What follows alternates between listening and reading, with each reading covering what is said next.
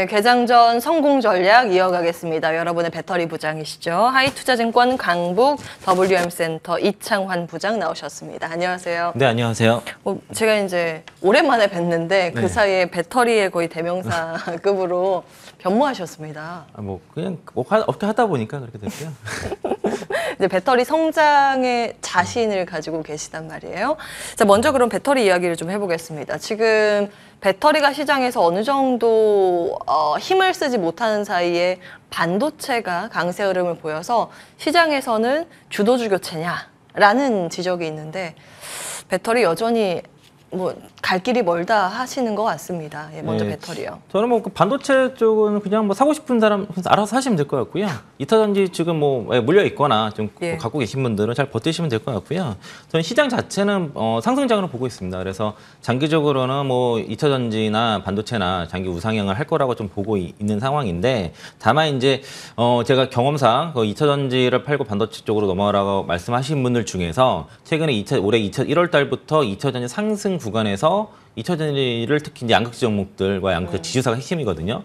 그런 종목들을 가지고 있는 상황에서 이렇게 말씀하시는 사례를 못 봤습니다, 아직까지. 그러니까 이제 지금 그 2차전지 섹터 핵심 종목군은 양극재랑 양극재 지주사 요 정도만 딱 보시면 되겠고요. 양극재 지주사 같은 경우는 광물을 포함한 기업이기 때문에 거기 핵심인데, 주도권을 개인들이 쥐고 있는 상황에서 기관들과 외국인 입장에서는 좀 그 상황이 좀 거북스러울 수밖에 없고요. 그래서 리포트도 그렇게 좋게 나오지 않는 편이고, 그리고 2차전지 투자 같은 경우에는 상당히 자금력이 좋고 공부가 잘 돼 있고, 그리고 장기 투자자들이 상당히 많이 있거든요. 물론 그 안에서도 단기 매매를 하지만은 어쨌든 물러도 나는 팔지 않고 계속 가져가려는 사람이 있기 때문에 2차전지를 팔고 반도체를 살 만한 투자자는 별로 없습니다. 그래서 이제 쉽게 이제 주도 교체보다도 이쪽은 많이 올랐기 때문에 당연히 조정이 좀 필요한 것이고요. 그리고 또 이제 반도체 섹터도 많이 쉬었기 때문에 올라가는 구간이고, 제가 지난주에 반도체 이제 삼성전자, SK하이닉스랑 2차전지 대표 종목권의 롱숏펀드에 자금이 들어왔다고 말씀드렸거든요. 그래서 삼성전자, 하이닉스 좋을 때 에코프로, 에코프로비엠, 포스코홀딩스, 포스코 퓨처엠, 공매도가 많고 주가 쉬는 게 이제 그 둘 자금 간에 좀 그런 롱숏 관계가 좀 있다라고 말씀드리겠고요. 지금 에코프로 같은 경우도 지금 8월 달에 MSCI 편입이 이력하고, 그리고 테슬라 같은 경우도 4680 원통형 배터리가 내재하고 사실상 지금 실패한 모습이고, 파라소닉도 지금 4680 원통형 배터리 상용화가 1년 이상 늦었습니다. 이게 굉장히 호재인데 보도가 잘 안 되는 게 좀 의아한데 그런 상황이고요. 그리고 그 테슬라 메가팩에 지금 파우치형 배터리가 채택될 가능성이 상당히 높은데, 전 세계에서 파우치형 배터리를 만드는 것은 LG에너지솔루션과 SK온밖에 없는 상황이고요. 그래서 지금 2차전지 쪽도 이번에 특히 이제 그 양극재 같은 경우는 쇼트해지가 심화됐다는 뉴스가 또 나왔고, IRA법 같은 경우도 지금 부채한도 협상 결과가 거기에 대한 변화가 없습니다. 그래서 그대로 AMPC 같은 게 유지가 됐고 캡도 안 실어지는 상황으로 가는 모습을 봤을 때는 호재가 많이 있는 상황에서 주가만 빠졌기 때문에 잘 버티면 좋을 것 같고요. 그리고 엔비디아 AI 관련 데이터 센터 가이던스 상향이 굉장히 결정적이었던 것 같고, 실적도 물론 굉장히 서프하게 잘 나왔기 때문에 주가도 좋아서 AI 관련 반도체 종목들이 상당히 강하게 갔는데, 이제 보통 이제 반도체 사이클상 보통 감산해서 바닥을 잡으면서 1차 랠리가 나오고, 그리고 그다음에 이제 고객사, 그러니까 그 칩 메이커들의 재고가 아니라 고객사 재고가 감소하는 거, 데이터 센터 같은 업체들, 그게 재고 감소할 때 2차 랠리가 나오거든요. 그리고 나서 그게 이제 신규 주문과 교체 수요가 발생하면서 3차 랠리가 나옵니다. 그게 실적으로 연결되면서 그 3차 랠리 구간에서 하이닉스가 주가가 항상 셌는데, 지금은 이제 감산 사이클에서 고객사 재고가 아직 감소하는 상황은 아닙니다. 그래서 그 넘어가는 과정에서 이제 AI 모멘텀을 주가가 다소 좀 과도하게 오버슈팅한 감이 좀 있고요. 삼성전자라든가 SK하이닉스를 말하는 게 아니라 특히 이제 소부장 쪽에서 일부 오버슈팅 좀 발생한 걸로 좀 파악돼서 그거 말씀드리겠고, 그 반도체 주요 수요는 아직까지 서버, 스마트폰, PC입니다. 특히 이제 SK하이닉스 같은 경우도 그 HBM이랑 그 매출이 5%밖에 아직 안 되기 때문에 그 AI 쪽으로 인해서 그러니까 성장 모멘텀을 가졌기 때문에 이제 올라갈 수는 있는 보면 되지만은, 이게 당장은 아직까지는 실적으로 이어지는 상황은 아니다라고 좀 볼 수 있겠고요. 그리고 이제 그 엔비디아가 주가가 사상 최고치를 돌파하고 가이던스도 역대급 가이던스를 냈는데, 그런데 지금 유중을 했습니다. 유중 발표를 3월 달에 예고가 돼 있던 거긴 한데 100억 달러를 했어요. 100억 달러 유중 공시를 어디에서? 엔비디아가 해서 유중 공시를 했고요. 그러면 시가총액 규모로 봤을 때는 한 1% 정도밖에 안 네, 되는 근데 거예요. 이제 그 엔비디아가 올해 영업이익 예상치가 42억 달러.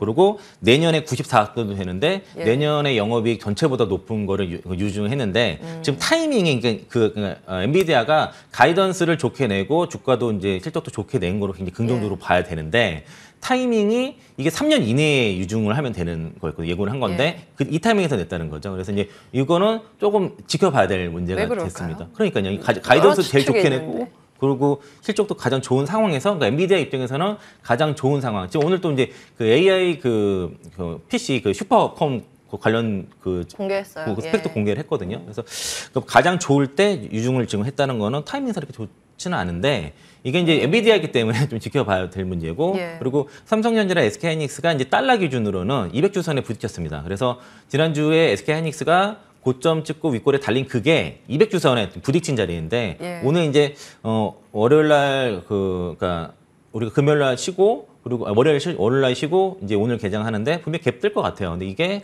단기 고점 가능성을 좀 염두에 두셔야 된다라고 좀 말씀 좀 드리겠고요. 예. 그래서 그 2차 전지와 반도체 쪽은 그 순수하게 이제 외국인들이 사고 걔네를 팔아서 어떤 주도주 교체이기보다 일단 2차 전지 가지고 계신 분들이 반도체 쪽으로 넘어갈 일이 별로 없다. 요 말씀 좀 드리겠고요. 그래서 반도체 쪽 나쁘지 않으니까 사실 분들은 사시면 되는데 다만 이제 소부장 쪽보다는 좀 칩메이커 쪽 위주로 좀 보시면 낫지 않을까라고 좀 생각하고 있습니다. 예.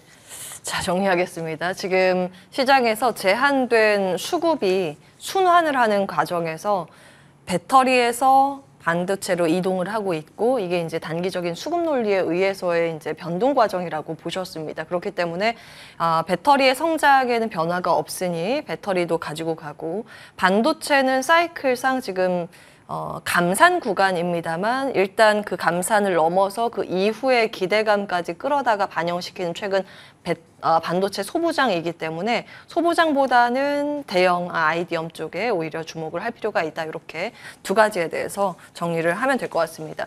결국 IDM이라고 하면은 삼성전자, SK하이닉스 이야기를 하시는 거예요. 그 얘기를 좀 추가로 하게 되면은 예. 그러니까 보통 이제 반도체 장비 같은 경우는 뭐 12개월 선행PR 10배 정도를 이제 적정 주가를 보고요. 이게 사이클 산업이기 때문에 미래의 이치를 빨리 당기지는 않습니다. 보통 그러니까 그 상반기에는 그 해당 연도 그리고 하반기에는 다음 해 정도를 당겨오는데 지금 그 AI 관련 반도체 종목들 센 것들 보면은 뭐 그 이스페타시스, 이오테크닉스, ISC, 한미반도체가 대표적인데 한미반도체가 현재 올해 실적 기준으로는 PR이 이제 15배에서 16배 정도 되고요. ISC가 20에서 21배, 이오테크닉스가 18배에서 19배가 되고 이스페타시스도 10배에서 11배 구간이고요.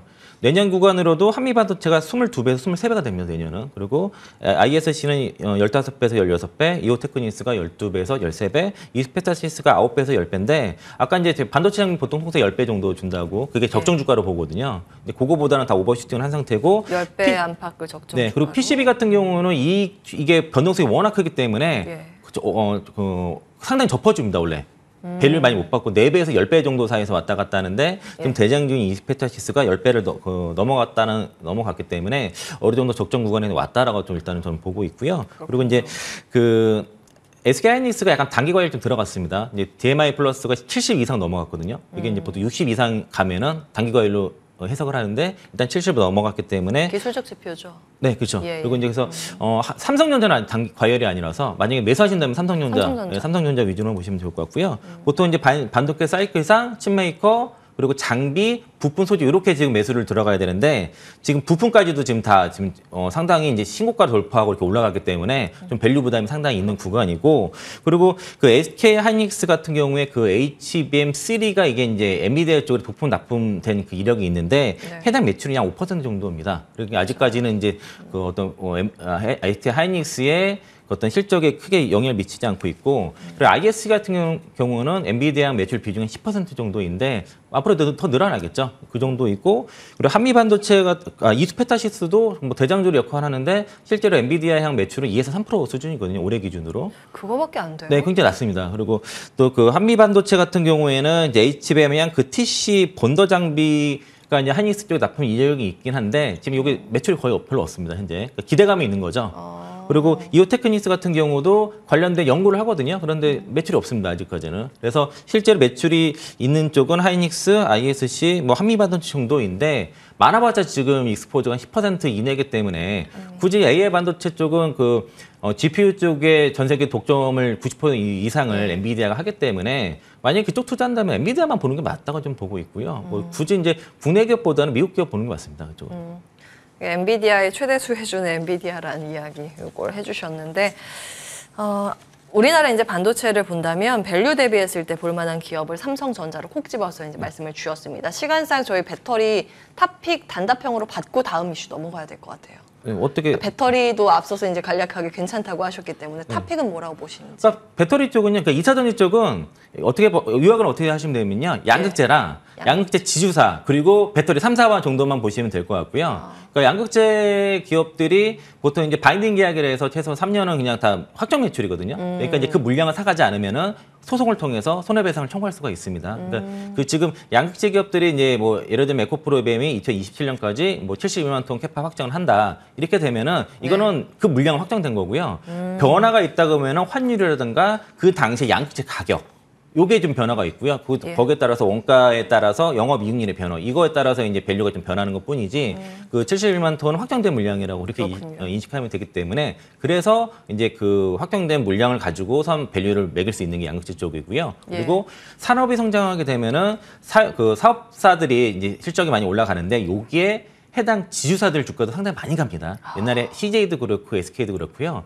그 자회사들의 SK하이닉스가 성장할 때 SK 주가 많이 갔듯이, 그래서 그 핵심 자회사들의 성장과 그 지주사들은 성장을 같이 하는데, 그때 지주사가 더 많이 갑니다, 주가가. 그래요? 역사적으로 보면은 나중에 주가를 보시면은 지주사가 훨씬 더 많이 가요. 그래서 같이 보시면 좋을 것 같고, 그리고 그 양극재 지주사들 같은 경우에는 광물을 하거든요. 지금 시대는 광물의 시대, 전쟁으로 광물의 시대이기 때문에, 그래서 광물을 특히 리튬 관련 광물을 하는 지주사들 포스코 상당히, 말씀하시는 것 같은데. 네, 뭐 포스코랑 에코프로 이렇게 두 개가 뭐 핵심이라 보시면 될 것 같고요. 알겠습니다. 그리고 그쪽으로 배터리 같은 경우도 이제 뭐 LG 에너솔루션, 그리고 LG SK 이노베이션, 삼성 SDI 이렇게 세 개가 뭐 핵심인데, 이제 수주 잔고를 봐도 LG 엔솔과 SK 온 여기가 좋은데, 삼성 SDI는 수주인 건 낮지만은 이번에 원통형 배터리 시장에서 지난주에 말씀드린 것처럼 그 기회를 잡았다라고 보시면 되겠습니다. 예, 다음 이슈 자동차 보겠습니다.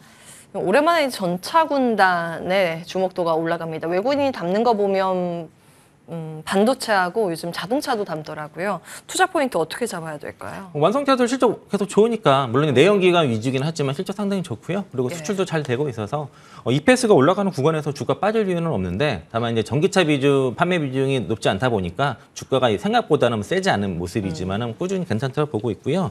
2025년부터는 이제 전기차 대량 생산 시대가 벌어지는데, 특히 이제 그 도요타 같은 경우에 2025년부터 이제 신차가 전기차가 10종이 나오고요. 그리고 폭스바겐이 30종 나오는데, 요게 현대차가 뒤처질 수 없거든요. 그래서 2025년에 완공을 목표로 한 미국 이제 전기차 공장을 1년 좀 땡겨보겠다라고 해서, 그래서 부품 업체들한테도 투자를 좀 서둘러라라고 같이 이제 독려를 지금 하는 상황이고요. 여기에 맞춰서 뭐 아진 산업이라든가 에코플라스틱, 뭐 서현이와 뭐 그런 한온 시스템 뭐 이런 등등 이제 부품사들이 투자를 많이 늘려서 같이 따라하는 모습인데, 다만 이제 자동차 부품사들은 실적이 상당히 좋았거든요. 특히 이제 큰 데 말고 작은 데들, 작은 부품사들이 실적이 상당히 좋고 수출도 워낙 좋다 보니까 주가가 뭐 저점에서 2배 이상 올라간 기업들이 많이 있어서, 워낙 덩치가 작으니까. 네, 그래서 지금 약간 조정 구간에 들어갔는데, 저는 조금 밸류 부담이 있을 것 같습니다, 물론.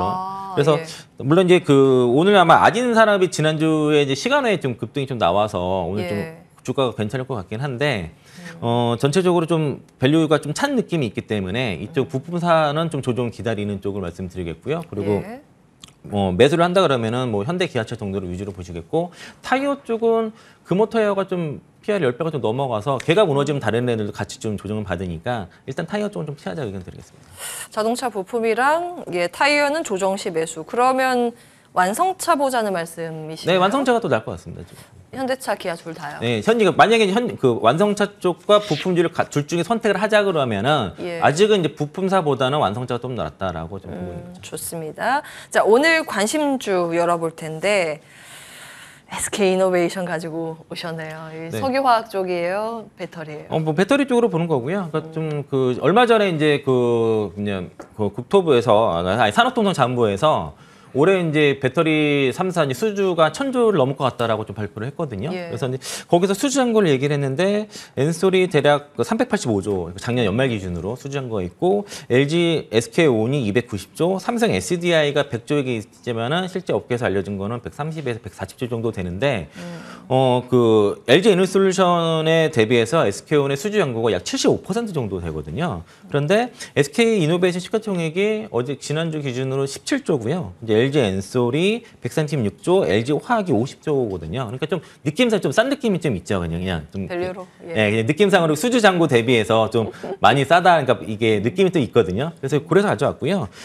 작년 말 기준으로 SK 이노베이션의 SK온 지분율은 96.5% 정도인데 예. 최근에 이제 증권사에서 이제 회사 이제 공정을 많이 탐방을 했는데 수율 개선되는 게 확인이 좀 됐습니다. 그래서 예. 수율 개선이 되게 되기 때문에 배터리에 대한 사업 가치가 확대될 수 있다는 것이고요. 예. 분기 흑자 나는 게 되게 중요한데 SK온이요. 분기 흑자 나게 되면 주가가 지금 자리에 있지 않을 가능성이 상당히 높고 그리고 동사가 이제 생산성 개선을 위한 이제 그 장비들을 많이 도입해서 실제로 수율이 올라가고 있고 또 공장 증설도 이루어질 것으로 예상이 되고 특히 이제 동사가 제휴하는 그 3세대 G스태킹 요 기술이 있거든요. 요게 이제 도입되면서 실제적으로 수율이 올라가는 게 확인됐기 때문에 요게 따라서 이제 그 AMPC 효과도 같이 벌어질 겁니다. 그래서 현대차와의 조인트 벤처를 제외한 그 AMPC 효과가 올해 한 7천억 정도 그리고 내년에 8천억, 2025년도에 2조 6천억 정도 예상이 되기 때문에 이게 다 영업이익으로 반영이 되거든요. 그래서 실적으로 이어진다는 것이고 그리고 이런 증설을 많이 해야 되는데 자금 조달의 이슈가 많이 있었는데 지금 뭐 그 최근에 이제 MBK 컨소시엄을 포함해서 4조 4천억 투자금 조달했고 그리고 이제 현대기아로부터 2조 차입부터 해가지고 작년 말부터 프리 IPO해서 뭐 채권 발행이라든가 그 차입 등을 통해서 막 10조 정도 차입 그 자금 조달에 성공했기 때문에 지금 자금 조달에도 상당히 문제를 해결해서 좀 좋다라고 보고 있습니다. 예. 자, 가격 전략 미리 주신 내용 제가 시간상 정리해 드리겠습니다. 1차 목표가 25만 원, 손절 라인 15만 원. 예, 오늘 SK이노베이션 기억해 주시면 되겠습니다. 하이투자증권 광북 WM세터 이창원 부장과 함께했습니다. 말씀 고맙습니다. 네, 고맙습니다.